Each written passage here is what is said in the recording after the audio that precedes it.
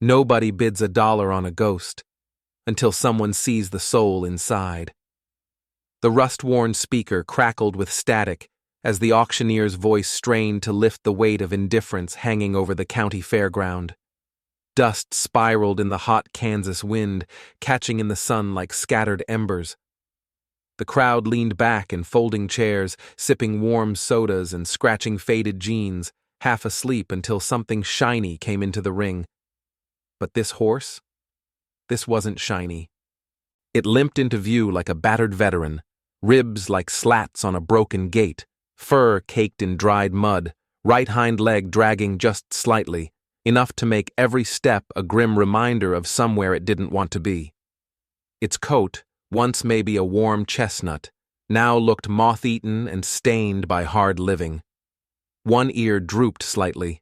Its eyes weren't wild, just tired.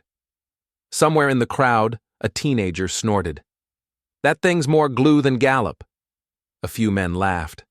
One lady covered her kid's eyes like the horse might infect her with failure. Even the auctioneer faltered. Next up, lot 61. Gelding, 6 years old, no papers, starting bid at $1. No one moved. Then, almost as an afterthought, a voice, rough as gravel but clear, cut through the quiet. $1. Heads turned. An old man stood near the back, one boot resting against a busted fence post, like he'd grown from the ground itself. The wind caught the brim of his sun-bleached hat, revealing a face creased with time, not just years but pain measured in decades. His name was Eli Carson. The auctioneer blinked at him. "We have $1. Do I hear 2? The silence could have choked a wildfire. "Going once." The gelding swayed slightly on his front legs. "Going twice." A low whistle echoed from someone near the food truck. Should have paid him to take it. Sold. To the gentleman in the back. The gavel cracked like a closing door. No applause, just whispers. As Eli made his way through the dirt toward the side gate, one man muttered, "What the hell's an old ghost like him want with a corpse like that?" "Maybe they recognize each other," someone else offered. Eli didn't respond. He nodded to the wrangler, took the rope without ceremony, and faced the horse like he'd seen it before in a dream gone bad. The horse didn't flinch. It just stood there, like it had already accepted whatever came next. Together, they moved across the gravel lot, one step at a time, slow as forgiveness. The trailer at the far edge of the parking area looked about as beat up as its owner. Rust crawled up its wheel wells, and the back ramp creaked like a protest with every shift of wind. Eli whispered, "Name's Samson. Don't know yours yet." The gelding hesitated at the trailer's mouth. Eli didn't push. He just waited, rope loose in his hand, eyes steady. After a long breath, the horse stepped inside. It was an hour's drive to Eli's property. Cornfields stretched like faded wallpaper, broken by rusted barbed wire, and barns slouched sideways with age. Every few miles, a billboard reminded travelers about heaven or diabetes. When they arrived, the land looked like it had fought too many battles and barely survived. The main barn leaned like a drunk uncle. Most of the paddocks were overgrown. Only one stall had clean straw, but it was enough. Eli opened the ramp and whistled low. The horse backed out slowly. "You're home," he said. That night, Eli sat on the porch with weak coffee and stronger silence. The stars blinked into view like secrets finally confessed. Somewhere behind him, the horse shifted in the stall, letting out a breath deep enough to rattle ghosts. Eli hadn't meant to buy anything. He showed up to the auction the way some men walked into churches, not for answers, but to remember the weight of things they'd lost. But something about that gelding. It reminded him of the last horse he'd truly loved. Cypress. A wild Mustang he'd pulled out of a holding pen in Arizona during his time working the mounted division. A horse that didn't know how to give up, until it did. Cypress died 5 years ago, not long after Eli's son Jake disappeared into the night without a word. Since then, the ranch had gone quiet. Empty stalls, empty rooms, empty heart. But today, something had pulled him to bid. Not charity, not nostalgia, a whisper of hope. In the morning, the sun rose behind thin clouds, casting the barn in soft light. Eli approached the stall with a bucket of oats. The gelding blinked slowly but didn't recoil. "I'm going to call you Dusty," Eli said, "'cause that's what you were when I found you." The name stuck. He didn't try to ride, didn't even touch him much, just kept the routine: water, hay, quiet conversation. Dusty watched everything, every motion, every sigh.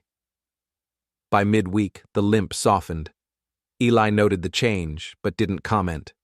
Dusty didn't need applause. He needed patience. Eli sat on the edge of the stall one night, brushing loose strands from the gelding's mane. "My boy liked horses more than people," he said. "Jake, stubborn as hell, took off one night after we argued. Never came back, not a word, not even to his mother before she passed." Dusty flicked an ear. "I used to think I'd see him at one of these auctions, pulling some half-broken colt out of a bad bet, but it's always just ghosts." He let that hang in the air. Dusty didn't respond. He just stood there, breathing. "You're the first one I brought home since," Eli whispered. That night, he left the stall door cracked open, not for escape, but for trust. If you've ever found comfort in the quiet presence of an animal, drop a number 1 in the comments. Some stories don't need words, just footsteps beside you. A few days later, Dusty followed Eli without the lead, just walked behind him like he finally remembered what it felt like not to fear. Eli didn't look back. He didn't need to. There was a moment in the field when the wind shifted, carrying the scent of rain and cut hay. Eli stood with one hand on the fence post, staring out toward the road he hadn't driven in years. A road that once led to Jake's old truck rumbling down the drive, Cypress galloping beside it. Now, just silence. Until a long engine growl echoed beyond the trees. Eli's shoulders stiffened. Not many folks drove out here unless they meant to. A white truck, newer model, kicked up gravel as it turned into the drive. The windows were tinted, a trailer hitched to the back. Eli wiped his hands on his jeans. Dusty stopped chewing, ears forward. The truck rolled to a stop 20 feet away. The door opened. A tall figure stepped out. Dark jeans, crisp shirt, hair shorter than Eli remembered. The man looked up, eyes locking on his. "Hey, Dad," the voice said. 12 years collapsed into a heartbeat. Eli's fingers curled against the fence post.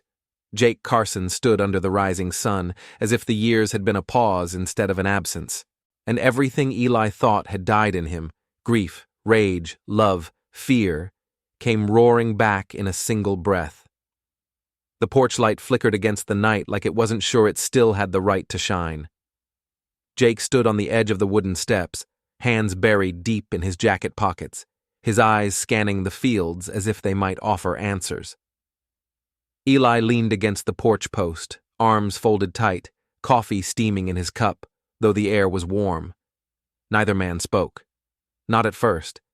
"So," Jake said eventually, kicking at a loose board, "you really paid $1 for that thing?" Eli didn't answer right away. He sipped his coffee. "Not a thing," he said finally. "His name's Dusty." Jake huffed. "He's barely standing." "So was I." That shut Jake up. Inside the barn, Dusty shifted in his stall. A soft thunk of hoof on wood, the kind of noise that fills silence more than breaks it. Jake turned toward the sound. "You always this dramatic now?" Eli's eyes didn't leave the field. "Not always. Just when I'm speaking to ghosts." The wait between them wasn't just 12 years. It was 12 years of birthdays missed, of arguments never finished, of apologies that never came. Jake's shoulders tensed, but he didn't walk away. Not this time. They stood there for another 10 minutes before Jake turned and said, "Show me the damn horse." The barn smelled like hay, cedar, and something older. Memories, maybe. Dusty lifted his head as they entered, ears twitching but eyes calm. No fear this time, just waiting. Jake crouched by the stall gate, eyeing Dusty like a mechanic diagnosing a busted engine. Leg's been injured a while. Atrophied muscle on the right flank. You get him checked? Vet comes tomorrow, Eli said. Name's Mara Green. Served 3 tours as a field medic with the Army's Mounted Cavalry. She knows more about bones than the orthopedic department at Fort Bragg. Jake raised an eyebrow. Military-grade vet. Fancy. She works for feed, usually, and coffee. Dusty leaned slightly toward Jake, sniffing his hand when he extended it. Jake didn't smile, but something in his face softened. Funny thing, Jake muttered. Last horse I worked with was in a biotech ranch out in Nevada. Bunch of ex-military funding.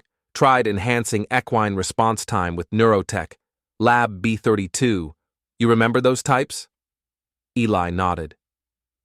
People with money, no patience, and 0 soul. Exactly. Jake stood, brushing hay from his jeans. They tried to train trust into horses like it was a firmware update. That why you left? Jake shrugged. One of the reasons. Dusty's eyes followed him as he moved. Quiet. Measured. Judging not with fear, but with curiosity. Animals remember, Eli said. They just don't speak the way we do. Jake turned back to his father. You still talkin' riddles? Eli's voice was even. You still avoid hard truths? The pause was deep and wide. Then Jake said, Fair. They worked the next day in separate spheres. Jake cleaned out the guest room, fixed a leaky faucet in the kitchen. Eli repaired the latch on the main barn door. Words were scarce, but motion was constant. Mara Green showed up just after lunch in an old Jeep with a cracked windshield and a sticker that read, 46A Vet Corps, we don't leave wounds untended. She wore a faded Army t-shirt and jeans stained with iodine. She examined Dusty like she was reading a difficult chapter of a book she'd already read before. Her hands were steady, her voice low. Ligament scarring but no nerve damage. With rest, slow rehab, he'll walk clean again. How slow? Eli asked. As slow as trust builds, which is to say, don't rush. She glanced between Eli and Jake. Looks like you've got experience in that. Jake smirked. She always read people that fast? Eli replied, Faster. That night, Mara stayed for dinner, chili and dry cornbread. Conversation meandered from stories of field horses in Afghanistan to discussions about water rights and old war buddies now running drone surveillance firms. At one point, she mentioned a recent case, an abandoned ranch raided by federal agents for illegal biometric tracking experiments on livestock. The operator had ties to a private weapons contractor. Same guys who funded Lab B32? Jake asked, suddenly sharp. Mara nodded slowly. Same patchwork syndicate, half biotech, half ghost. Ghost? You ever see the data logs they hide? Sectioned under military pretext, clause 46A alpha. Horses weren't the only ones being tracked. Jake leaned back, jaw tight. Eli watched him but said nothing. Dusty nickered from the barn. The sound snapped them all back to earth.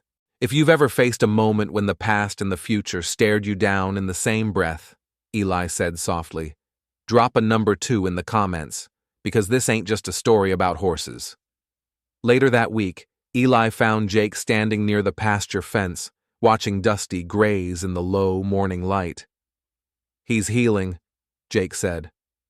So are you, Eli replied. Jake looked down. You always talk like that? Like you're narrating a war documentary? Eli chuckled. Only when I'm not sure what else to say. Dusty limped less. He'd begun to trot short bursts. Mara adjusted his feeding regimen, added supplements. She taught Jake a new wrapping technique for the leg. The 3 of them fell into a rhythm, like a triangle slowly learning to hum the same note. One evening, Jake was brushing Dusty when he asked, You think he'll ever forget? Eli leaned against the stall, arms crossed. No, but he might choose not to carry it. Jake nodded slowly. Same with people? Sometimes. A pause. I wasn't ready to stay, Jake said, even if you'd asked. I didn't, Eli said. That was my failure. Dusty shifted his weight, nuzzled Jake's shoulder. I hated you for a long time, Jake said, eyes fixed on the brush in his hand. I deserved it. Silence again. This one felt different. Not absence, not anger, just breath between chapters. The next day, a letter came in the mail. No return address. Inside, a flyer for a regional horse show. Spring County, 3 weeks out. Handwritten on the back. Let him be seen. He's ready. Jake found it first, left it on the table. When Eli saw it, his hands trembled slightly. He read it twice before saying, He's not a show horse. Jake leaned in the doorway. No, but maybe he's something more. Eli looked out toward the pasture, Dusty's silhouette backlit by the sun. You think he'd do it? Jake shrugged. Not for ribbons, but maybe for proof. Of what? Jake stepped outside, letting the screen door slam. That neither of you are broken anymore. Eli sat alone for a long time after that. When the barn lights flicked off that night, he whispered through the stall bars, You sure you're ready for a crowd, Dusty? The horse didn't move, just stood, ears twitching. But in his stillness was an answer, the kind only a broken man could recognize. And across the land, as the wind picked up and the porch light buzzed softly into the night, the story moved forward, not with a roar, but with the steady beat of hooves against healing ground. Sometimes, it's not the ride that's hardest. It's the mounting. Jake stood just outside the round pen, watching Dusty circle slowly, dust rising in muted spirals beneath his hooves. The horse's limp had softened, though it was still there, like a shadow that hadn't quite let go. The early morning sun cut across the pasture in streaks of amber and gold, giving Dusty's battered coat a shimmer it hadn't had in years. Inside the pen, Eli walked with the kind of patience most men had lost by his age. Rope halter in one hand, the other resting gently by his side, he moved like he was dancing to a song only the two of them could hear. No saddle, no bit, just pressure and presence. Start slow, he muttered. Let him come to you. Jake leaned on the fence rail, arms crossed. You sure he's ready? Doesn't matter, Eli said without turning. I need to know if I am. Dusty's ears flicked back and forth, his body tense but willing. When Eli stopped walking, Dusty circled one more time, then turned inward, stepped forward, and lowered his head. Jake blinked. That looked like a yes. Eli didn't smile, but his shoulders eased a little, like a man who'd just heard an old friend say, I forgive you. They worked that way for a week. Small steps, little tests of trust. Mara showed up each morning with feed, wound balm, and field notes from her veterinary corps days. She brought up a technique used in Afghanistan, low-frequency ultrasound units, designed to accelerate ligament healing in working animals. Eli didn't have the tech, but she improvised with a modified TENS unit and cotton bandages. You'd be surprised, she said, adjusting the strap on Dusty's leg. Half the gear I used overseas was cobbled together with duct tape and divine mercy. Jake glanced up from his toolbox. Still work? Sometimes better than the government-issue stuff. That afternoon, Eli sat beside Jake in the tack room. Dust hung thick in the sunlight, streaming through the warped boards. On the table between them sat an old Polaroid. Jake, maybe 12, sitting atop cypress, smiling like he'd just touched the sky. You remember that ride? Eli asked. Jake nodded. We ran along the fence line until his shoes split. Eli laughed. I thought your mother was going to kill me. Jake's face turned. She was already sick then, wasn't she? Eli hesitated. Yeah. The silence between them shifted. No longer the weight of things unsaid, but the weight of what they'd lived through and somehow survived. "You think if she'd lived I would have stayed?" Jake asked. "No," Eli said gently. "But I think you wouldn't have needed to leave so angry." Outside, Dusty neighed, a low, rumbling sound that drew both men out of the room. The horse stood at the edge of the pasture, head high, legs firm. His coat shimmered with sweat, muscles rippling beneath skin that finally looked like it belonged to something alive. Jake walked up beside Eli. "He looks different. He feels different." That evening, as the stars crept across the wide Kansas sky, Jake found himself standing alone by the corral. He reached into his jacket pocket and pulled out a worn patch, black, stitched with the B-32 insignia, lab name, experimental mount program, his last paycheck from Nevada. He ran his thumb over the thread. "We made horses listen," he whispered, "but we never learned how to hear them." Behind him, footsteps. "You want to talk about it?" Eli asked. Jake didn't turn. "Not really." "You don't have to," Eli said, "but don't carry poison in your pocket if you don't plan to throw it out." Jake tucked the patch back in. "We wired them to respond, neurological implants, behavior-linked feedback, turned horses into drones." "That what they tried with Dusty?" Jake shook his head. "No, he's natural, but I saw one just like him at a transport site. Same eye twitch, same flinch at high-pitch frequencies." "Same fear?" Jake nodded. "You stayed too long in that world," Eli said, "and now you're trying to stay long enough in this one to make up for it." Jake exhaled. "Something like that." Inside the house, the letter still sat on the counter. Spring County Horse Show. A chance to prove what Dusty had become, or maybe who Jake had become with him. "If you think people like horses deserve a second ride, drop a number 3 in the comments," Jake said aloud, not for an audience, but as if saying it made it real. 3 days later, the saddle came down from its hook. Eli dusted it off, oiling the leather with hands that remembered every crack.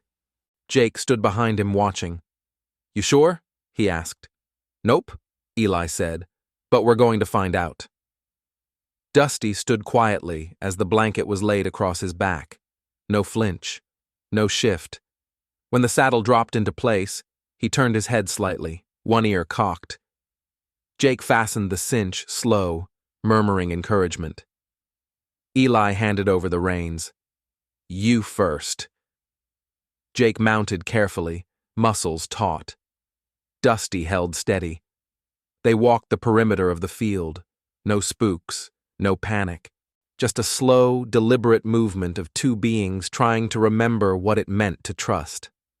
That night, they celebrated, not with fireworks, but with a pot of stew and the first real laughter in the house since Jake was 17. The next morning, a sound broke through breakfast. A low engine, rolling gravel. Eli stepped onto the porch, coffee in hand. A truck, black. Government plates. 2 men in plain clothes. Jake was already on his feet. "I know that look," he muttered. "You recognize the driver?" Jake nodded. "Major Thorne, ex-DOD. Oversaw equine applications under DOD Directive 46AB. "What's he doing here?" Jake's jaw clenched. "Looking for his past." The men exited, calm, formal. One handed Eli a card. "Special Investigation Services. We're following up on a report of a horse matching characteristics of a B-32 test subject." Eli folded the card. "You're late. He already found his people." The agent raised an eyebrow. "Is this the horse?" Jake stepped between them. "You have no jurisdiction unless you can prove ownership or violation of Title IX." The second agent smirked. "We're not here to confiscate, just to observe." "You want a show?" Eli said. "Buy a ticket." The men left without incident, but the message was clear. That night, Jake sat with Dusty, brushing his mane, eyes distant. "They're not done with me," he said. "They never will be," Eli answered. Jake looked at his father. "But I think I'm finally done with them." In the barn, Dusty exhaled, steady and low. Jake placed the B-32 patch on the stall wall, next to an old photo of Cyprus. Burned one, kept the other. The next day, they rode again. Not to prove anything. Not for points or ribbons. Just for the feel of the wind against their skin and the road under their boots. But they both knew. The horse show wasn't just coming. It was calling. And the world was about to see what happens when a broken horse and a broken man take the reins, together. Some people knock when they return, others simply arrive like storms. Jake hadn't meant to come back. Not really. Not after 12 years of disappearing acts, of chasing cattle across states, training colts for men who didn't remember his name the next morning. But when a friend in town sent him a blurry photo of his father standing next to a rusted trailer, holding a limp-backed dying horse, something broke loose. Now here he was, boots pressing into the same gravel driveway he'd once tore out of in the middle of the night. Dusty air, faded paint on the porch swing, that same damned coffee mug sitting on the railing, and Eli Carson standing like a statue by the door, holding silence in one hand and 1,000 questions in the other. Jake stepped out of the truck. The wind caught his jacket as he walked forward. Each step felt like dragging years behind him. He didn't smile. Neither did Eli. "Hey, Dad." It landed like a hammer dropped on a frozen lake. No cracks, just the echo. Eli blinked. The lines on his face seemed deeper. The coffee in his hand trembled just once. "I didn't think you'd come back," Eli said.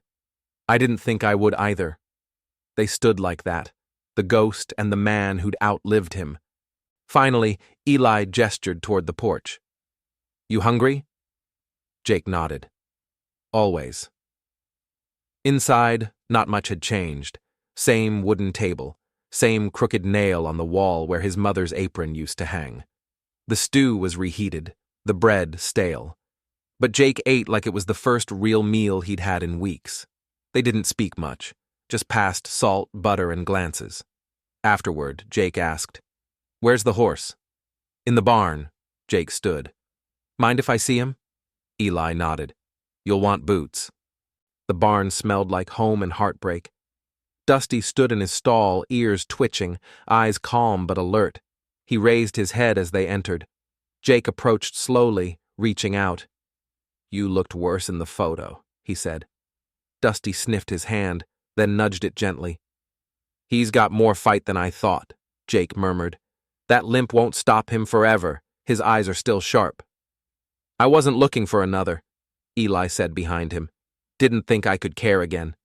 Jake didn't reply immediately. He ran his fingers down Dusty's mane. "You cared anyway."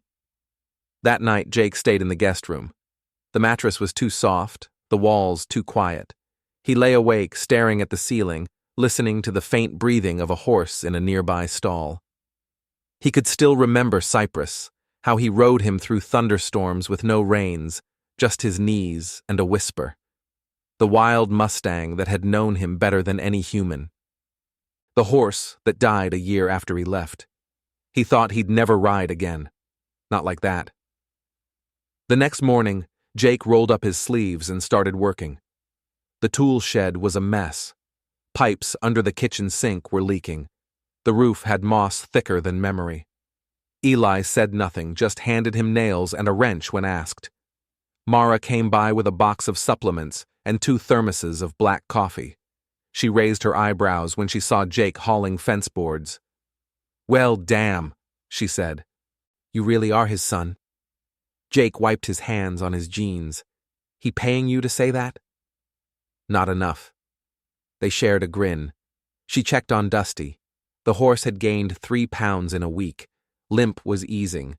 Wounds were healing inside and out. Later, she pulled Jake aside. "I looked into your old employer," she said. "The lab." "B-32? She nodded. "They've resurfaced under a different name. Still pushing tech through backdoor contracts. Experimental Neuralink modules. They're calling it Gavel code." Jake's stomach turned. "Still using horses?" "Among other things. Livestock, canine units, even juvenile rehab programs under Clause 46A. 46A? He asked, his voice tightening.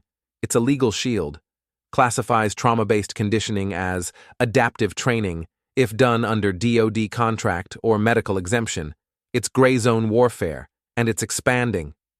Jake looked toward Dusty's stall. He was almost part of that. He still might be. If someone files a request under retroactive testing authorization, they can seize him as intellectual property. They'd need proof, Jake said. They only need motive, Mara countered.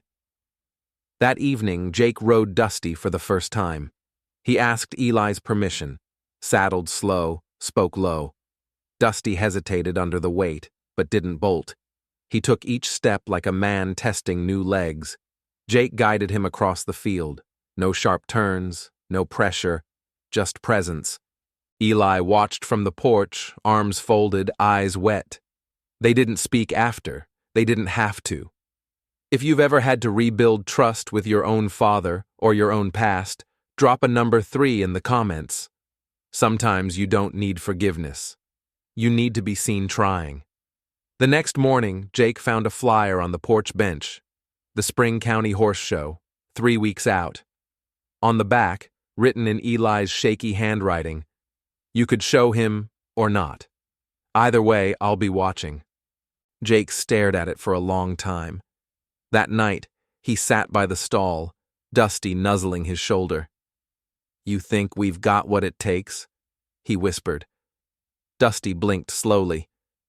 I don't want a ribbon, Jake said. I want to believe in something again. Eli found him there, sitting in the straw like a boy too tired to dream. You ever gonna stop running? He asked. I'm not sure I know how. You don't have to, Eli said. You just need to stop looking for reasons not to stay. Jake looked up. You offering me a job? I'm offering you a place. The words landed like an anchor thrown at sea. In the barn's low light, Dusty breathed deep and steady. Eli turned to go, then paused. You remember what your mother said when Cypress first bucked you off? Jake smiled. She said, if you fall again, make sure it's forward. Eli nodded. So fall forward, and let's get to work. They spent the next days training Dusty for the trail course, not for speed, for precision, for trust. Jake led with hands steady from years of war and roads. Eli corrected posture, adjusted gait, whispered wisdom like poetry. Mara watched from the sidelines, eyes narrowing at every twitch, every breath.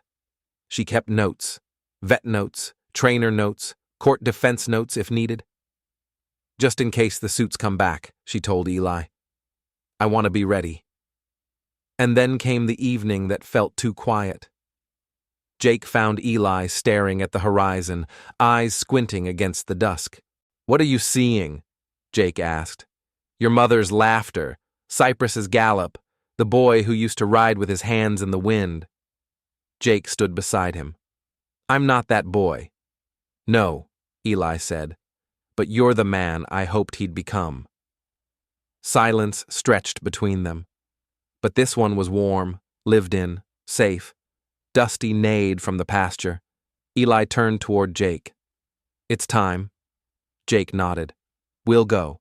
As the stars rose and the barn light flickered once more, Jake walked back to the flyer on the porch. He flipped it over. Wrote one line below his father's. I'll ride him if you let me, or stand beside you if you change your mind. He folded it, left it on the table, and looked toward the road, not as something to run from, but something to ride into. Some horses are taught commands, others teach you how to listen. By the second week of training, Dusty no longer flinched when Jake entered the pen. The brush no longer made him stiffen, and the saddle blanket laid across his back didn't draw out tremors. Each gesture, each whisper from Jake, landed softer now, like rain on dry earth. They trained at dawn when the air was still cool and thick with dew. Jake had fashioned a series of trail obstacles behind the barn.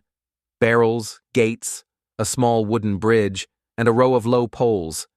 Nothing fancy, but enough to teach calmness, precision, and trust.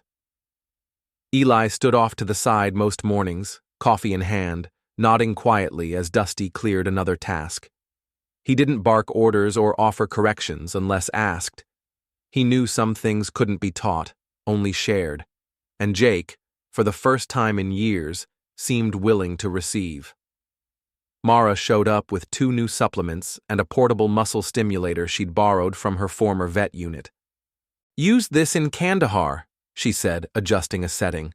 "On a Marine who shattered both knees in a vehicle blast, helped him walk again." Jake watched as she applied the pads gently to Dusty's bad leg. "You trust that thing?" "It's better than what Lab B32 used," she said, her tone tightening.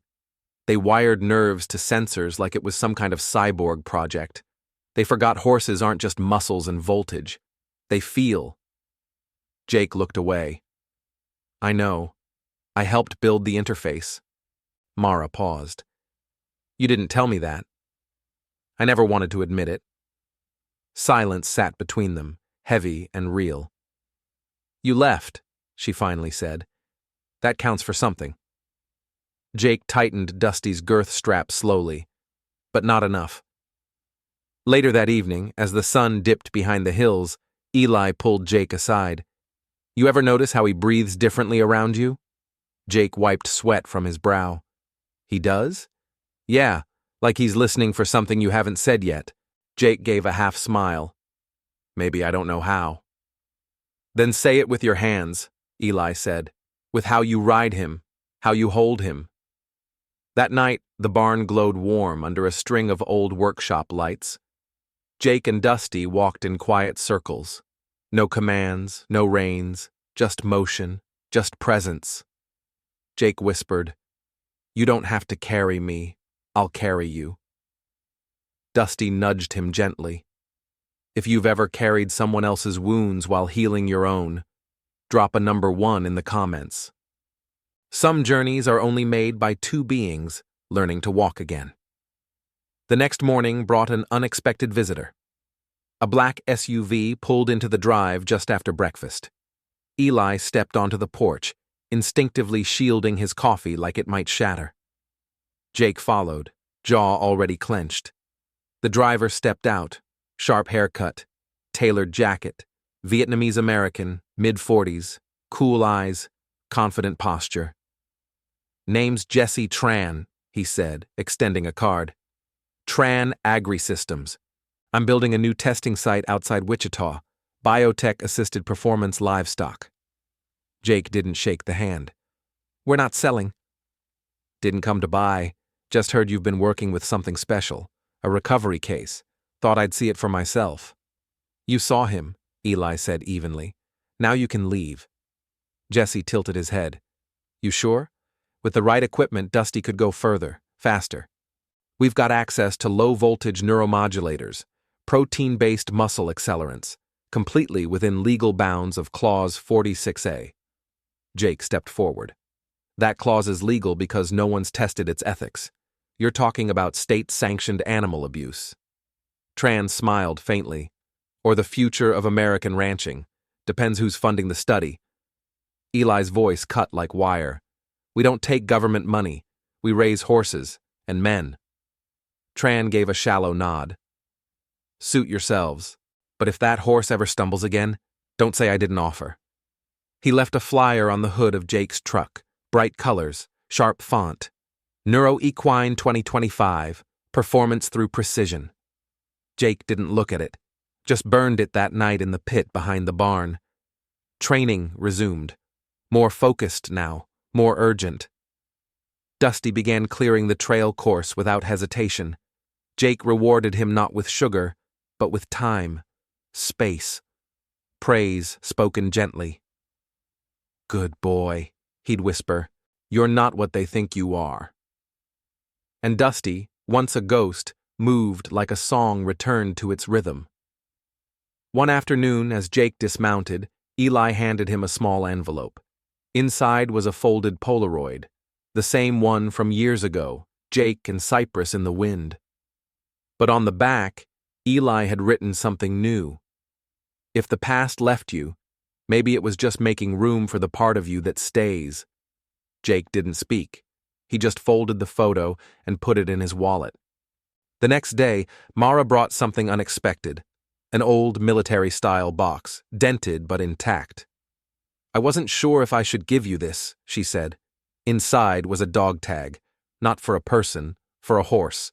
It read, "Cyprus, Mounted Division, K97, Ret, Honors." Jake swallowed hard. "I thought this was lost." "I kept it. Thought maybe you'd want it if you ever forgave him." Jake turned toward his father. "Did you know?" Eli nodded. "I knew you blamed me. For his death. For not stopping you from leaving. I blamed you for not chasing me. I didn't know how." They stood by Dusty's stall. The wind rose. Jake gripped the tag. "Then chase me now. Ride with me. At the show." Eli blinked. "What?" "You ride beside me in the warm-up. 1 lap, 1 pass. For Cyprus. For Mom. For this place." Eli looked toward the field. Toward Dusty. Toward everything they'd tried to rebuild. And nodded. That night, they saddled up in silence. Eli climbed into the saddle like a man finding his legs again. Jake mounted beside him. Dusty didn't flinch. They rode slow, just the perimeter, but it felt like a parade, like penance, like a march into something they no longer feared. Jake looked over. "Still got it?" Eli smiled. "Just barely." And they rode. Together. As the stars burned clean in the Kansas sky. But not everyone was watching with peace in their heart. From a hill near the road, a drone blinked once and zipped quietly overhead, no larger than a hawk. On its side, the logo of Tran Agri-Systems. Inside his SUV, Jesse Tran watched a thermal feed stream into a tablet. "Let's see what this redemption really costs," he muttered. And miles away, inside a government server, a red flag was triggered. Subject: Equine ID match tag. B32 Prot X status. Recovered flagged under Clause 46A. Review pending. Some moments don't ask if you're ready. They show up anyway. The sun cracked over the horizon like a slow-breathing fire, spilling gold across the roof of the Spring County Fairgrounds. The lot was already humming with the metallic rattle of trailers, the clink of tack being adjusted, and the low murmur of horses exhaling into morning. Jake rolled his neck, adjusting the cinch on Dusty's saddle. His movements were precise but quiet, almost like prayer. Eli stood beside him, arms crossed, boots dusted from the short ride in. "He's not the same horse you brought home," Eli said softly. Jake ran his hand down Dusty's neck. "I'm not the same man." The warm-up ring was already crowded. Quarter horses, paint horses, even a sleek black stallion with bloodline papers thicker than most people's resumes. But it was Dusty who made people pause. Not for beauty, not for flash, but for something harder to define. Presence. A whisper passed along the line of riders. "That's the one with the limp, right? The rescue?" Jake guided Dusty in a slow circle. His gait was clean, solid. The old limp, now only a ghost flickering behind perfect balance. They didn't come for applause, they came to show the truth. The trail course was deceptively simple. A gate to unlatch, a series of poles to sidestep, a narrow wooden bridge with planks just loose enough to groan beneath weight. The kind of test that didn't care how fast you were, just how patient. Mara stood at the side rail with a clipboard. Officially, she was just a vet. Unofficially, she was here to document everything, every step, every movement, every shadow. If Jesse Tran, or his employers at the biotech conglomerate now rebranded as Verilive Systems, planned to use the Clause 46A to claim Dusty, she'd be ready. Judge Finley stepped into place beside the announcer's booth, 62 years old, veteran, former mounted officer, known for 2 things, fair scores and zero tolerance for pretense. Jake inhaled slowly as he and Dusty waited at the start line. "You got this, partner," he whispered. "Just do what we practiced." Finley nodded. "Rider number 12, Jake Carson, riding Dusty. Jake tapped his heels once. Dusty moved forward. The gate came first. Jake slowed him, breathed out, then leaned slightly. Dusty sidestepped left. Jake reached down, unlatched with one hand, held the gate open with the other. Dusty stepped through. Gate closed behind them. The crowd murmured. Next, the poles. Not just walking over them, walking between them in a zigzag, no mistakes. A misstep would tap a pole, cost points. Dusty's hooves floated, then came the bridge. The judge watched closely. This was where most horses balked. The wood made noise, the surface shifted, some ran, some refused. Dusty paused at the edge. One ear flicked. Jake said nothing, no pressure. Instead, he waited, then whispered, "Your choice." Dusty lowered his head. One hoof, then another, then a cross. Applause, this time louder. Jake smiled, barely. By the time they cleared the final turn, you could hear it. Actual cheers, not loud, but real. When they exited the ring, Dusty's ears were forward, head high. They weren't riding for redemption anymore. They had arrived. If you've ever walked into a room where no one believed in you, except the one soul beside you, drop a number 2 in the comments. Sometimes that's the only voice that matters. But not all applause is safe. Back by the stables, a man in a pressed jacket and state badge approached Eli and Mara. "Inspection request," he said. "Filed under Biocode 46A. Jake spun around. "What?" The man nodded toward Dusty. "We've received a claim alleging this animal may have been subject to unlicensed biomedical enhancement. We're authorized to test." Mara stepped forward. "You'll need a court order and a certified witness. This isn't a lab. It's a competition. That animal's under my medical supervision." The man hesitated. From behind them, another figure arrived, taller, cleaner suit, clipped tone. Jesse Tran. "Problem?" he asked innocently. Jake's fists clenched. "You filed the claim, didn't you?" Tran smiled. "No, but I might have mentioned concerns to the regulatory board. In passing." "You think you can take him?" Jake growled. "I don't need to take him," Tran replied. "I just need enough suspicion to freeze him." "Freeze?" Eli barked. "Like evidence?" "Under subclause 46A, any suspected case of post-lab enhancement can be detained up to 90 days for assessment." Mara pulled a document from her satchel. "Here's his intake record, genetic profile, rehabilitation log, and vet scans from 6 separate dates, all filed under my license." Tran read it, frowned, then smirked. "Paper trails are cute. Let's see how far it gets when the judge hears he's part of B32 protocol records." Jake stepped forward. "That's a lie." "Is it?" Tran said. "Because once a horse is scanned into that system, he's property of the file, not the farm." Mara turned toward the judge's booth. "We need to speak to Finley. Now." The judge agreed to an emergency deliberation. In the meantime, Dusty was placed in a holding stall. Jake stayed with him, hand on his neck. "He won't win," he whispered. "We've come too far." Eli joined him. "This isn't about the horse anymore." "I know. It's about proving the past can't hold the reins." Inside the judge's office, documents flew.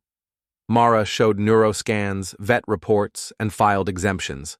Tran presented database exports, citing a firmware code tagged to Dusty's retinal scan. "It's a false match," she said. "Then prove it." Outside, word had spread. Riders came over, some skeptical, some supportive. A young girl with a pinto leaned toward Jake. "Is it true he's enhanced?" "No," Jake said. "He's just loved." 2 hours passed. Finally, Judge Finley returned to the microphone. "After reviewing the evidence, I find no grounds to suspect performance enhancement. The horse, Dusty, is cleared to compete and retain ownership under the Carson family and the supervision of Dr. Mara Green." Gasps, claps, a cheer somewhere. Jake exhaled, but Tran wasn't done. He stepped close. You may have won this round, but the system's still watching. Mistake once, and he's gone. Jake didn't flinch. Then we won't blink.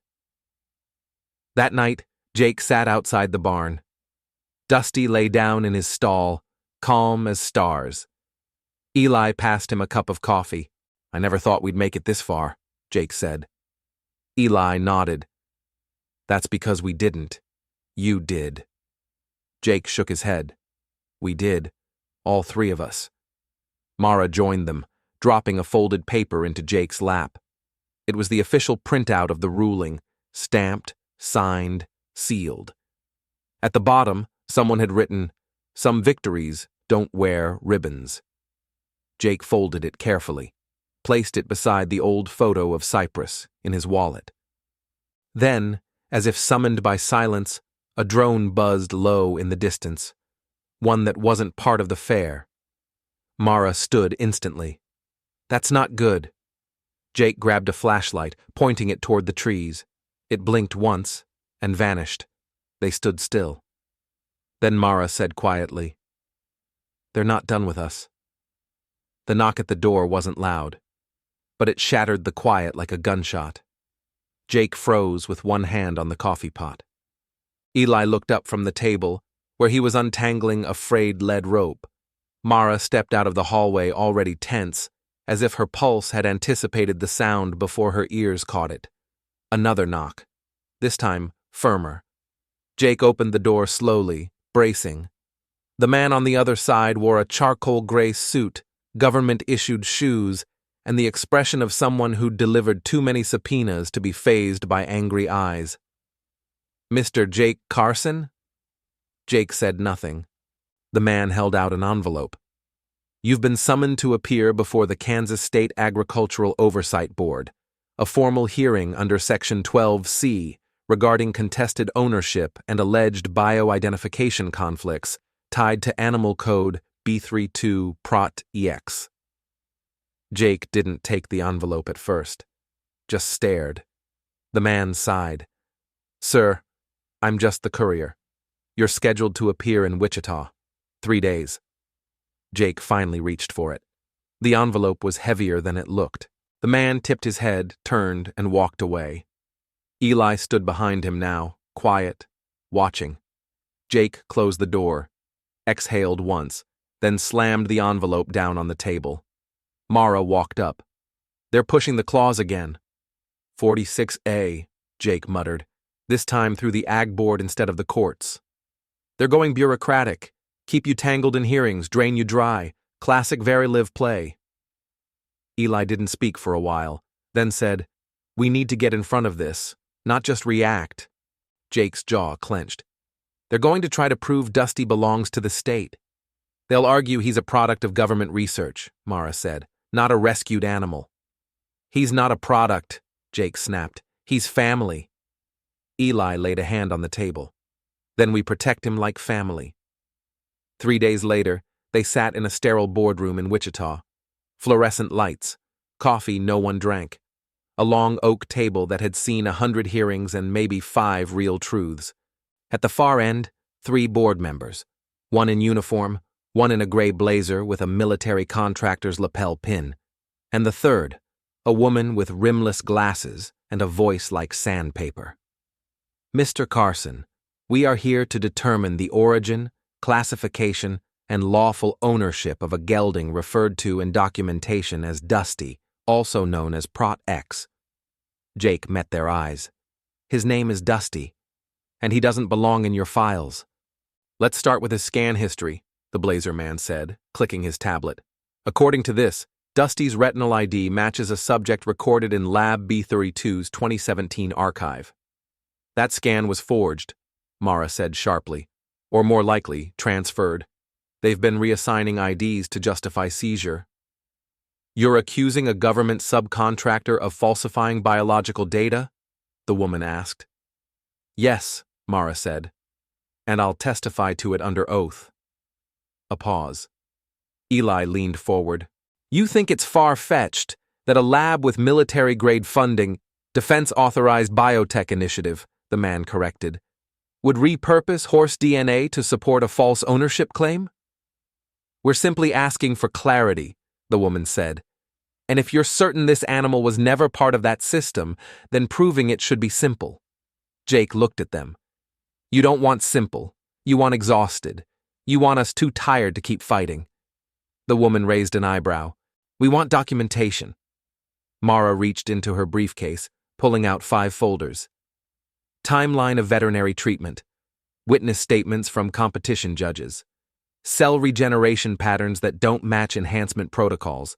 And a sworn affidavit from a former B-32 employee confirming Dusty was not in the original roster. The room went quiet.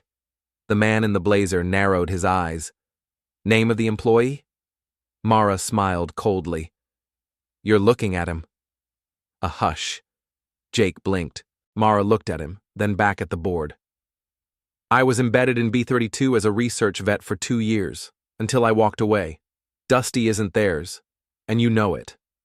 The woman tapped her pen once, twice. We'll deliberate. Expect notification within 72 hours. Jake stood. We'll be waiting. But as they stepped into the hallway, the fight hadn't left them. It had just gone underground. That night, back at the ranch, Jake sat on the porch with a beer he barely touched. Eli sat beside him. You okay? No. Jake said. I know the feeling. They watched the stars rise. Dusty shifted in his stall. Jake finally spoke. You think Mom would have been proud of all this? Eli smiled. She'd be yelling at us to fix the barn roof and stop moping. Jake laughed softly. She believed in healing. Eli said, that it's not about undoing the past.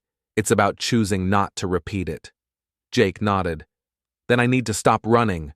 Stay long enough to build something.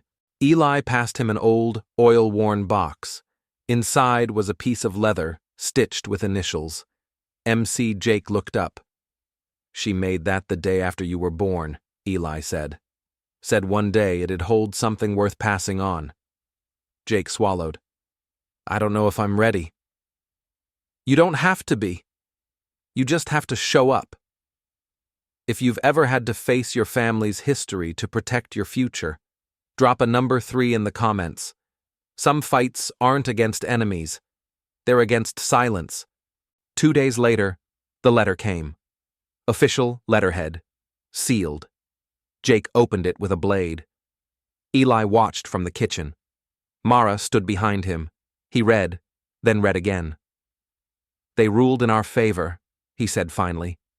The tension broke like glass. But, he added, holding up a second page, it's conditional. Conditional? Mara asked. They're sending an inspector. On-site evaluation. If Dusty shows signs of prior enhancement or aggressive training behavior, they'll override the ruling, Eli said. Jake nodded. And they'll take him. A new clock had started ticking.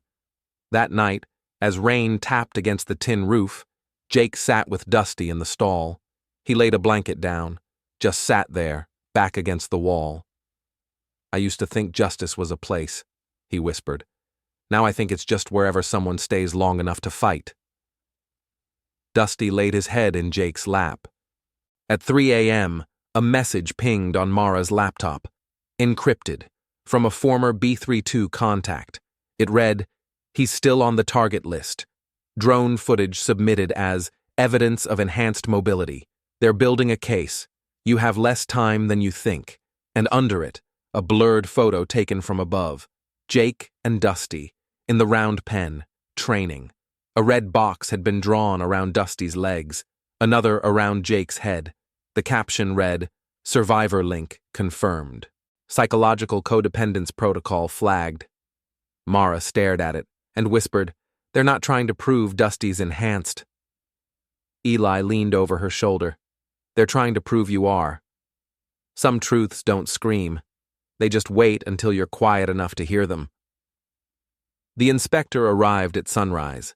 She stepped out of a government-issue Suburban in a black suit, hair tied back, clipboard in one hand, a scanner the size of a pistol in the other. Her badge read, USDA Special Oversight Division, and her face bore no expression, just the hard neutrality of someone trained to see assets, not animals. Jake met her halfway down the driveway. He wore denim in silence. Dust still clung to his boots from the morning feed. His eyes said he hadn't slept. "Ms. Harrow?" he asked. "Yes," she replied. "And you're Jake Carson." "Depends on what you're here to find." She didn't blink. "I'm not here to find anything. I'm here to confirm what's already known." That line twisted something inside him. Already known. She moved toward the barn like she'd been there before, as if she could read the layout from satellite images and drone surveillance, because she probably had. Eli stood by the gate, arms crossed. Mara was at the stall, brushing Dusty's mane. Not for show, not to hide, just because it was morning. And it was what they did. "I'll need an isolated stall," Harrow said. "Minimal noise. Controlled observation space." Jake motioned to the far end of the barn. "He knows it. We've worked there before." Harrow followed. Dusty walked calmly beside Jake, though his ears twitched at the sound of new footsteps, the scent of government tension. Inside the stall, Harrow set her bag down, pulled out the scanner. "Retinal verification first," she said. "Then gait analysis. Then behavioral simulation." "What simulation?" Mara asked. Harrow tapped her device. "A light audio test developed in military rehab, used to identify animals conditioned under pressure response protocols. It's classified but was integrated into Clause 46A amendments last year." Jake stepped in front of her. "That wasn't in the subpoena." "It was in the addendum," she said, producing a second folded paper from her briefcase. "Signed yesterday. Emergency provision. Based on recovered drone data flagged by a Department of Defense AI surveillance platform." Mara paled. "They submitted us to a black box algorithm?" "Not you," Harrow said. "The horse." The air in the stall thickened. Jake turned to Dusty. "It's okay. I'm not leaving." They started the scans. The retinal match blinked yellow. "Partial match," Harrow said. "It's enough to trigger review, but not seizure. Let's proceed." The light test came next. A sequence of colored flashes on the wall, synchronized with pitch-controlled audio pulses, designed to trigger stress memories. Used in K9 PTSD programs and, unofficially, B-32. Dusty flinched once, backed up slightly. Jake stood firm, hands open. "It's okay," he whispered. "You're safe. You're not in that place." Dusty looked at him, then stood still. Harrow wrote something on her pad. "Final test," she said. She pulled out a small speaker, placed it outside the stall, hit a button. The sound that came out wasn't loud, but it was sharp. Too sharp. Like steel striking a frozen wire. Dusty trembled, then stepped forward, toward the sound. Jake's breath caught, then Dusty stopped, and looked back, straight into Jake's eyes, the moment held like thunder in a bottle. Jake nodded. Dusty turned, and walked back to him. Mara exhaled. Eli didn't move. Harrow clicked off the speaker. "I've seen enough." Outside, the sun had risen fully. The field shone gold. They gathered by the porch. Harrow removed her glasses. "There's no proof of enhancement," she said. "But the behavioral data is nuanced." "Meaning?" Jake asked. "Meaning the horse has trauma markers consistent with experimental conditioning. But so do most animals rescued from abusive ranches or illegal transport." "So what now?" Eli asked. Harrow looked at Dusty, then back at them. "I'll recommend closure of the case. No further investigation. But if this horse appears in any government trial, broadcast, or flag data again, you may not get a second ruling." Jake nodded. "We'll keep him close." She handed Jake a form. "Sign, then you're free." Jake hesitated, then signed. She left without shaking hands. After the SUV vanished down the gravel, Mara sat on the porch steps, head in her hands. I hate how close that came. Jake sat beside her. We kept him. No, she said. He kept us. That evening, they walked Dusty to the far pasture, the one Jake never used. Not since Cyprus. It was overgrown. Fence line bent. But the view, it looked out over the valley, where trees caught the last of the sun like flame. Jake spoke quietly. I could take him to Montana, just for a while, ride the cattle trail, get some air, let him stretch. Eli was quiet. Wouldn't be running, Jake added. It'd be choosing. Mara looked at him. Choosing what? Jake turned to Dusty. Choosing what to keep. That night, Eli found something by the barn, a package, wrapped in brown paper. Inside, a copy of Dusty's scan file. Official. And underneath it, a flash drive. Plugged into Mara's laptop, it revealed a video, drone footage, a feed from weeks ago, Jake and Dusty training in the round pen. But the footage was altered, slowed down, enhanced, voices layered over it. Note left hind engagement, atypical recovery speed. Compared to response modeling from Sector 14, this one's bonded. Subject shows residual feedback from rider's emotional state. Jake stared at the screen. They weren't watching Dusty. They were watching him. Mara whispered, They're building a psychological file on you, through him. Eli leaned forward. They're trying to prove you're the enhancement. Jake's voice came low. Then they're going to find out I'm not something they can code. If you've ever had to fight not just for who you love, but for who you are, drop a number 3 in the comments. Because sometimes, keeping something isn't possession. It's protection. The next morning, Jake loaded the trailer. Dusty stepped in without a sound. Eli handed Jake a worn saddlebag. Inside was the old bridle Cypress used to wear, cleaned and oiled. I never gave this to anyone, Eli said. Jake met his eyes. I'll bring it back. Eli nodded. Jake climbed into the truck. Mara leaned in. Be careful. Very Live isn't done. Jake grinned. Neither am I. As he drove off, the wind kicked up. Eli stood by the gate, hand resting on the wood, and whispered, Choose well, son. The truck disappeared into the dust, and from a ridge far above, a long-lens camera clicked once, capturing the last frame. A rider in the morning light, choosing not escape, but freedom. You don't always recognize the place you're returning to until your shadow lands where it used to stand. Jake hadn't been back in a saddle on open range in almost a decade, but as the Montana sky stretched wide and the valley sloped beneath him, it was like his bones remembered how to breathe again. The wind felt cleaner here, honest, a wind that didn't carry verdicts or court filings, just dust and the scent of pine. Dusty moved steady beneath him, hooves rhythmically pressing into the soft earth. The gelding's ears flicked forward, alert but unafraid. Every few minutes, he'd glance back over his shoulder, checking, trusting. That small flick of connection between them had once been fragile. Now it was fact. The cattle drive had started 2 days earlier, a joint effort with a rancher named Cole Parsons, who'd lost 2 good riders after a barn fire took out half his gear and his youngest son's leg. Jake didn't ask how. Cole didn't volunteer it. Some silences carried mutual respect.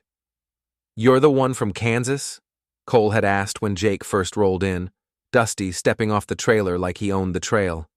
That's me. Word is you're good with broken things. Jake had nodded. I try not to break them worse. Cole didn't smile, but he handed him a saddle and said, That'll do. And now, on the 4th morning, Jake felt the shift again, not in Dusty's gait, not in the weather, but somewhere deeper, like they were being watched. The feeling didn't come from the cattle, or the creaking gear on his hip. It came from a single black SUV that had appeared 2 nights back on the far ridge, just long enough to flash in the moonlight, then vanish. Jake hadn't said anything at first, but this morning, the drone returned. He saw it just above the tree line, quiet, nimble, too far to reach, but close enough to sense its intention. Dusty saw it too. He stopped, ears pinned. Jake whispered, "Don't give them anything, partner." Dusty relaxed. If you've ever felt your past chasing you down a road you just learned to walk again, drop a number 3 in the comments. Some roads curve because truth hides behind them. That night, around the campfire, Jake finally said it. "I think someone's following us." Cole looked up from his stew. "Not coyotes?" "Not unless coyotes fly recon." One of the younger riders, a 20-something named Brent, chimed in. "You mean drones? Man, I knew it. I saw something out by the pines. Thought I was losing it." Jake looked at him. "You're not." Cole leaned back. "You got heat on you?" Jake hesitated. "Not exactly, but I've got something they want." "You talking livestock or leverage?" Jake met his eyes. "Both," he explained briefly, enough to let them know this wasn't just a cattle drive for him. Dusty wasn't just a horse, and his enemies didn't wear brands. They carried digital scans, legal loopholes, and black budgets. Brent nodded slowly. "You're telling me that horse is part of a program?" Jake didn't flinch. "No, I'm telling you they want him to be." The fire crackled. Cole finally said, "He stays close to you, and you stay close to Firelight." The next day, they pushed the herd west. That night, the drone came back, but this time, it didn't just watch. It dropped something. A packet, wrapped in industrial foil, landed 10 feet from the camp. Jake approached it slowly. Inside, a burner phone. No number, no instructions, just one message on the screen. He still flagged, "Don't make us retrieve him. This is your only out." Jake turned it off, tossed it into the flames. Dusty stood silently beside him, breath slow, grounded.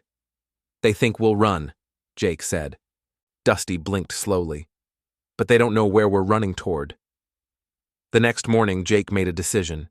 They would go back, not in retreat, but in declaration. The drive ended at the river bend. Cole thanked him with a firm shake and a simple sentence. "If you need a place to ride, you earned it." Jake nodded, but his place was back in Kansas. They rode slow, 3 days, no radio, no calls, just Dusty, the truck, open sky. When they reached the edge of their own land, the first thing Jake saw was the barn light, still hanging crooked, still golden. Then Eli, standing at the gate, holding coffee like always. Jake stepped out of the cab. Eli nodded once. "You brought him back." Jake smiled. "I brought us both back." Inside, not much had changed, but something in the air felt different, settled. Mara came by that evening, brought tea and an envelope. Jake raised an eyebrow. "What now?" "A hearing," she said, "but not about ownership." She handed it over. Inside, a petition to launch a legal review against Verilive Systems under federal statute, specifically challenging their use of Clause 46A as a basis for property seizure without due process. Jake stared. "I didn't file this," he said. Mara grinned. "I did, and I'm calling you to testify." Jake blinked. "As what?" "As the proof." The hearing was scheduled in Denver. 2 weeks. Eli sat beside Jake on the porch that night. "You gonna do it?" Jake looked at the stars. "Depends." "On what?" Jake sipped his drink. "On whether I'm testifying as a man who fought to keep a horse," he paused, "or a man who proved he wasn't just part of a file." Eli didn't answer, didn't need to. Dusty walked out of the barn then, slowly, calmly, like he knew this land again, knew its weight, its peace. He stopped at Jake's side and stood still. Later that night, Jake entered the barn with a notepad and a photograph. He placed them in Dusty's tack box. The photo was of a boy, 12, laughing, riding Cypress with no saddle. The notepad? One sentence written in Jake's tight handwriting. This is the place I choose to return to, because some places don't just hold your past, they forgive it. And from the ridge behind the pasture, a camera clicked once more, but this time, it wasn't surveillance. It was Mara, holding a long lens, capturing not evidence, but truth. Some journeys don't start when you leave. They start the moment you stop hiding. Montana hadn't changed much in the years Jake had been away. The sky still stretched like a second ocean. The wind still carried the clean, sharp bite of pine and river rock. But something in him had changed, and Dusty knew it. They arrived just before dusk. Jake driving the old Ford, Dusty quiet in the trailer. The cattle ranch outside Livingston had sent word. They needed a rider for their fall roundup. Short-staffed, high stress. Horses had to be sure-footed. Men even more so. Jake stepped down from the cab and looked around. It was the same land he'd tried to escape into a lifetime ago. This time, he'd come to meet it. Cole Parsons, grizzled, lean, and mostly retired, was there to greet him. "You brought the war horse," Cole said, nodding toward the trailer. Jake smiled. "I brought the survivor. Still flagged?" "Always will be." Cole led him toward the bunkhouse where two other riders, Sarah, mid-30s, ex-military logistics, and a younger guy named Micah, were checking gear. "You ever work a team with tech tagging?" Sarah asked. Jake nodded. "Back in B-32, not proud of it." Sarah didn't flinch. "Then you know how fast things can go sideways when someone's tracking your ride instead of your route." Jake tied Dusty to the hitch rail and ran a hand down his neck. "That's why I stopped riding with trackers." But that wasn't entirely true. Because something was still following them. Not just the drone sightings or the phone messages Mara had intercepted last week. Not even the court ruling that had bought them temporary peace. It was the data stream, the one from B-32. Dusty's movements, reactions, even his bond with Jake. It had been flagged under Tier 2 behavioral intelligence. Some Pentagon algorithm believed their connection was more than animal empathy. It believed it was programmable. And it wanted them back. That night, Jake lay awake in the bunkhouse, staring at the ceiling while Dusty shifted quietly in the paddock outside. The sound of hooves on dry dirt, breath, memory. And beneath it all, something new. The feeling of being hunted. If you've ever felt like just breathing made you a target, drop a number 3 in the comments. Some scars aren't on your skin. They're on your freedom. 3 days into the roundup, it started again. A drone over the ridge. Quick, silent. This time, it dropped something. Not a threat. A package. Micah retrieved it. Inside, a collar, fitted for a horse, embedded with a microprocessor and a single line of military-style code. B-32 Reinstate Temptral. Non-invasive adaptive training harness. Test sample only. Jake read it. His jaw tightened. "They're baiting us." Sarah pulled her radio. "Want me to contact the ranger station?" Jake shook his head. "No. That's what they want. Another file, another reason to classify Dusty as government property." Micah was staring at Dusty, who stood silently at the far end of the paddock, ears tilted. "He looks like he knows," Micah said. "He always knows," Jake replied. That night, Jake took Dusty out into the field. No saddle, just the stars. He walked beside him, not leading, not following, just there. "Why do they want you so bad?" Jake asked. Dusty breathed. "You're not enhanced. You're not synthetic. You're just alive." And maybe that's what scared them. That connection couldn't be manufactured. It could only be earned. Back at the bunkhouse, Jake found an email from Mara. Encrypted, one line only. "They've traced your location. They're calling it an extraction test under Clause 46A emergent. Get out." Jake slammed the laptop shut. In the morning, he told Cole everything. Cole nodded once. "What are you going to do? Run? Doesn't suit you." Jake looked at Dusty.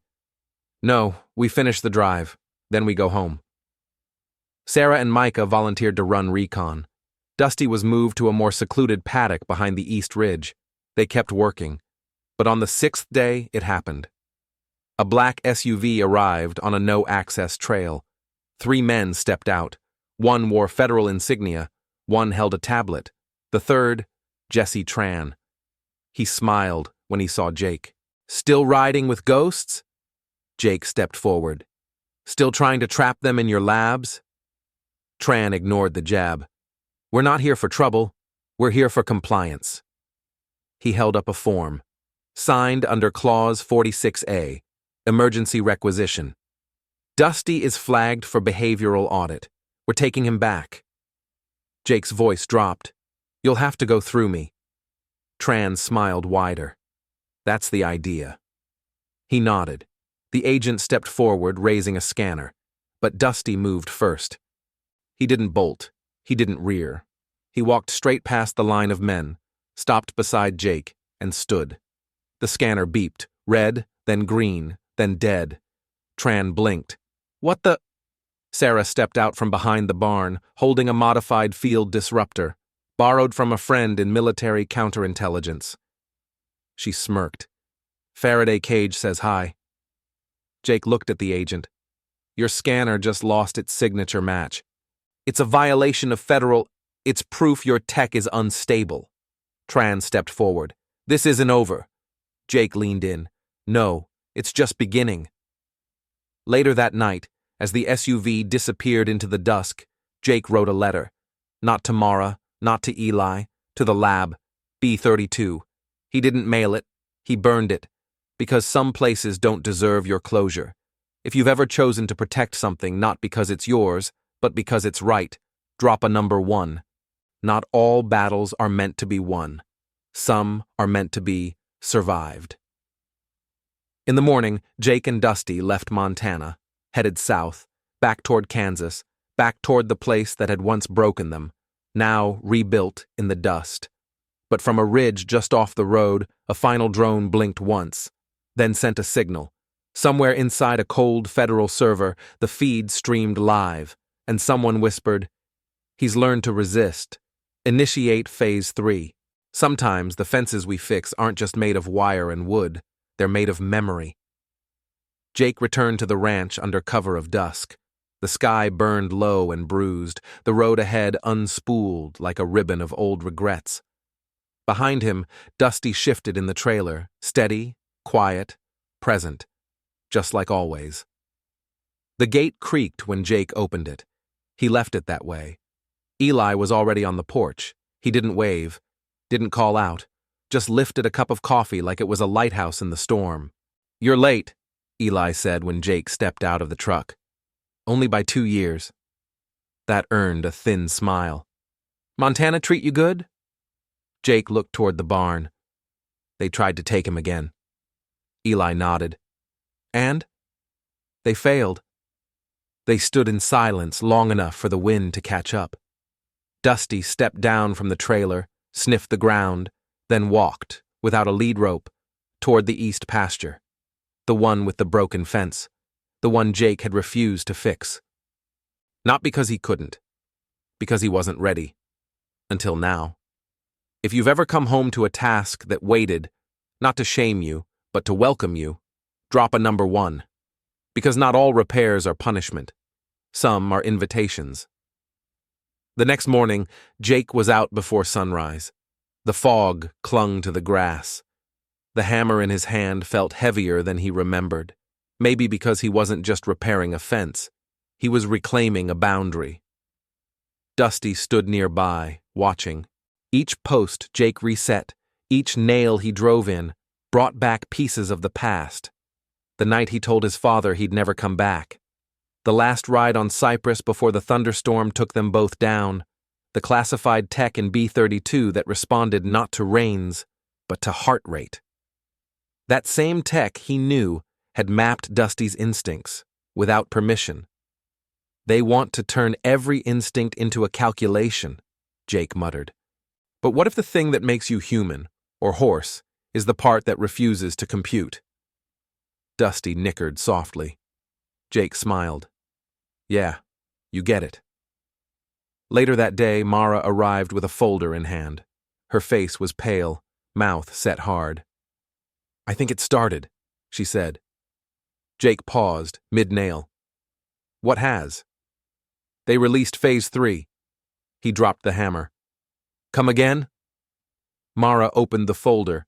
Inside, satellite scans, email chains. A military memo signed under the Joint Defense Ethics Directive, dated last week. Subject: B-32 EXR Candidate 1-1. Status: non-compliant recommended action. Behavioral containment pending subject instability. Jake read the next line aloud. Recommendation: field recapture through bonded entity leverage. They're not after Dusty anymore, Mara said. They're after me. Eli stepped out of the house. You always were the real weapon. Jake didn't laugh. They think if they break me, Dusty follows. Do they know he's smarter than that? Eli asked. They don't care. That night, Jake stood in the pasture alone. Stars blinked overhead. The fence stood finished behind him. Dusty approached quietly. Jake placed a hand on his neck. They're going to try something, he whispered. But this time, we don't wait. From the ridge across the property, a light blinked once, then again. Drone, not surveillance. Target lock. Back inside, Mara traced the frequency. It's military grade, level 7 encryption. This isn't just data scraping. They're guiding someone in, Jake said. Extraction? Or worse? At 2:14 a.m., the power went out. The house plunged into silence. Eli lit a kerosene lamp. Mara pulled her backup tablet. Jake grabbed the bolt cutters he hadn't used since Montana. When they reached the barn, the door was open. Dusty was gone. No, Jake breathed. No. Tracks. Deep. Tire marks. Someone had come in fast, taken him without noise, but not without resistance. Blood. On the doorframe. Jake ran. They followed the tire marks to the back trail, found the van turned sideways in the ditch. Empty. Dusty was tied to a tree, alone, alive. His coat trembled, his eyes wide. Jake rushed forward. It's me, I've got you. But Dusty didn't move. Not at first. Then slowly, he stepped forward and collapsed. Mara checked him fast. Sedative. Slow acting. They tried to take him alive, Jake said, but they didn't know he'd fight it. They carried him back under starlight. By dawn, he could stand. Barely. Jake sat beside him in the stall, hand on his shoulder. I'll give them one chance, he whispered. To walk away. Mara raised her head from her laptop. Too late. They filed charges. Jake looked up. What kind? Violation of bioasset security, theft of experimental property, under federal code. Let me guess, Jake said. Clause 46A. Mara nodded. They're calling you a rogue handler.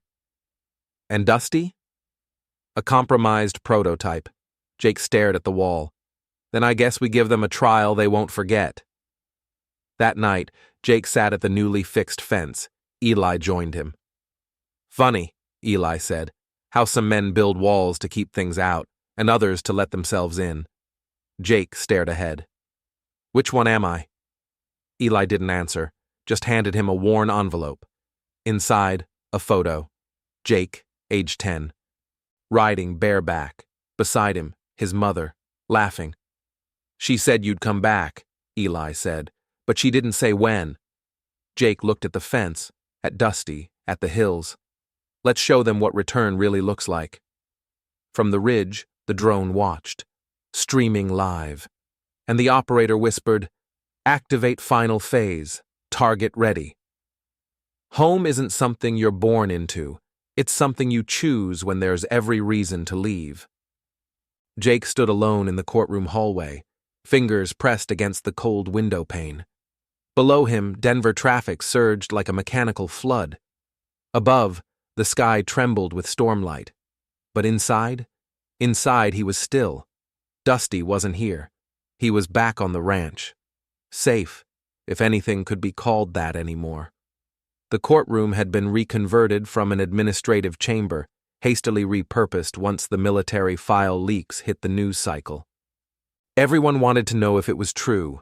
Had the government attempted to codify emotional bonds between animals and humans under the label of responsive biological assets? And was Dusty the proof? Jake was the witness, the handler, the accused, the resistance. Eli sat 2 rows back, Mara beside him, laptop at the ready, half their defense team stored in encrypted drives she'd built from surplus army tech, a patched-together rebellion against a data-fed empire. The judge entered. Old school. No robe, just steel eyes and a deep voice. Let's begin. The government's counsel moved fast, showed classified images, B-32 development slides, excerpts from behavioral memos referencing Jake by ID, not name. This isn't about cruelty, the attorney said. It's about consistency. Mr. Carson represents a breakdown in protocol. The gelding known as Dusty was never meant to form that level of recognition. It suggests external contamination of testing integrity. Jake rose slowly. You think love is a contamination? Gasps. The judge didn't interrupt. Jake continued. You've run simulations, injected neurofeedback loops, and pretended that empathy can be written into code. But what Dusty and I have wasn't engineered. It was earned. The attorney snapped. You admit there was bonding? Beyond behavioral? Jake didn't blink. Yes, because he's not a product. He's a survivor. Then Mara handed over the folder. Inside, documents from whistleblowers. Testimony from former B-32 staffers. A flash drive decrypted with help from a retired intelligence officer named Rivera. It exposed Phase 3. Under Clause 46A, Mara said, they weren't just tracking bioassets. They were modeling emotional decision-making. They wanted to turn bonded trauma into a repeatable command structure. The judge frowned. You're saying they tried to militarize grief? Yes, Your Honor. Through animals, through riders, through Jake. For once, silence filled the room like truth. If you've ever had someone try to reduce what you love to a number, drop a number 1, because not everything valuable fits inside a spreadsheet. By the 3rd hour, the prosecution pushed harder. They called a surprise witness, Jesse Tran. He entered calm, clean, black blazer, government smile. Mr. Tran, the judge said, you were a contractor? Yes. My company worked on the B-32 behavioral simulations. I led early animal trials. Why did you object to Dusty being removed from the registry? Tran paused. Because he represented a threat to control. That kind of free-form bond, unmeasured, undocumented, is dangerous when wrapped in trust. Jake laughed once, bitter. Dangerous to whom? Tran didn't answer. You tried to collar him, Jake said. And when that failed, you tried to collar me. Tran turned toward the judge. The project was about national defense. Mr. Carson chose to walk away. And I chose to come back, Jake shot. Not for you, for him. Final testimonies were filed. Closing remarks delivered. The judge recessed. Outside, Jake leaned against the hallway wall, drained. Mara approached. We did everything we could. Not everything, Jake said. Not yet.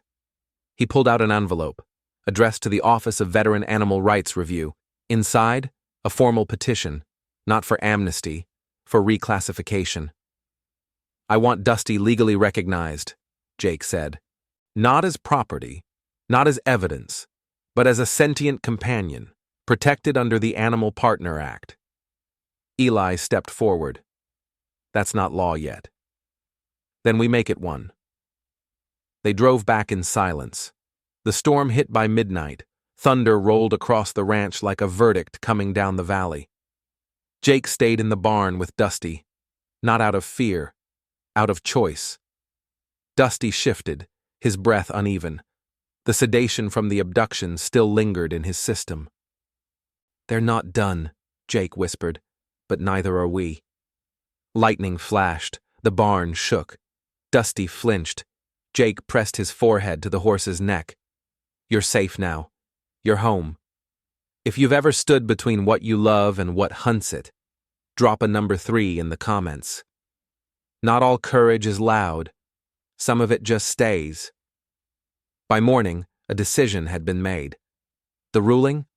Dusty was to remain under Jake's guardianship. All charges dropped. But no federal recognition, no precedent. The court closed the case with one line. This matter is resolved, but not concluded. Eli read it twice. They're waiting. Jake nodded. So are we. A week later, the ranch began to change. Jake built a new stall, not for Dusty, for another. Mara had brought him from a shelter, abandoned after a vet filed an anonymous tip about behavioral defects. Just another case of misread potential. Jake named her Ember. Dusty welcomed her with one nudge and a shared breath. On the porch, Eli watched. You building an army? He asked. No, Jake said. A home. That night, Jake wrote one more letter. Not to B32, not to the courts, to his mother. He left it on the fence post, not for her to read, but to prove he could still write to something that would never write back.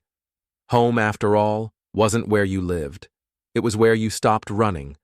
It was the fence you fixed, the horse you waited for, and the silence you finally made peace with.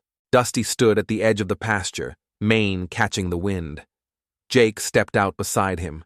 No reins, no halter, just trust.